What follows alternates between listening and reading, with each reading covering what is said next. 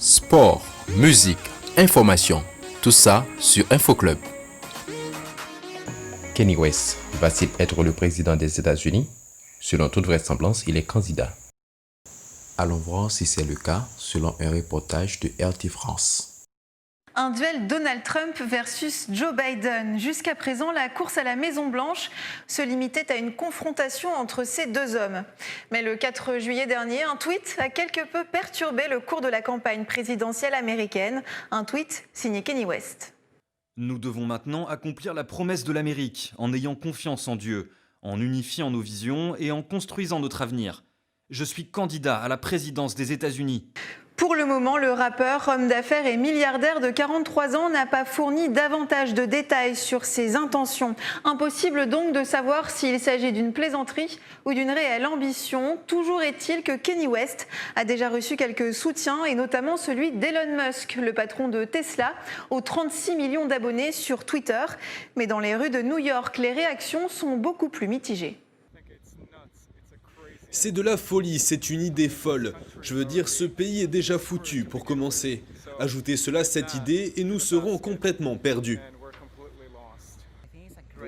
Je pense que c'est une super idée parce que je pense qu'il est temps pour les États-Unis de se débarrasser de Trump.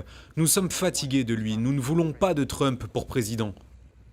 Vous ne pouvez pas donner à un président seulement 4 ans pour diriger un pays. Il a besoin de plus, et tout ça pour vous dire que je donne un peu ma faveur à Trump en le traitant correctement. Il a besoin de 4 ans supplémentaires pour voir ce qu'il pourrait faire. C'est un bon type. Et ce n'est pas la première fois que l'artiste évoque cette ambition présidentielle. En 2015, à la cérémonie des MTV Video Awards, Kanye West avait déjà 2020 en tête. Et puis plus récemment, en 2019, lors d'une interview dans Beats One Show, une émission d'Apple Music, l'homme avait affirmé qu'il serait un jour à la tête du pays. Il viendra un temps où je serai le président des États-Unis. Et je me souviendrai de tout fondateur qui n'aura pas été capable de comprendre culturellement ce que nous faisons.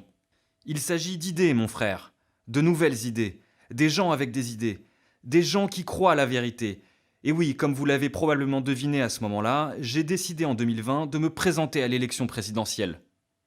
On peut aussi citer l'une des paroles de son titre Facts. En 2020, je gagnerai l'élection.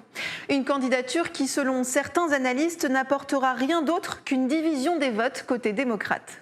Qu'est-ce qu'a Kanye West à nous offrir? Rien. Il ne proposera rien de plus. Tout ce qu'il fera, c'est diviser les votes des démocrates. Les gens côté conservateurs, républicains, eux ne voteront pas pour Kanye West.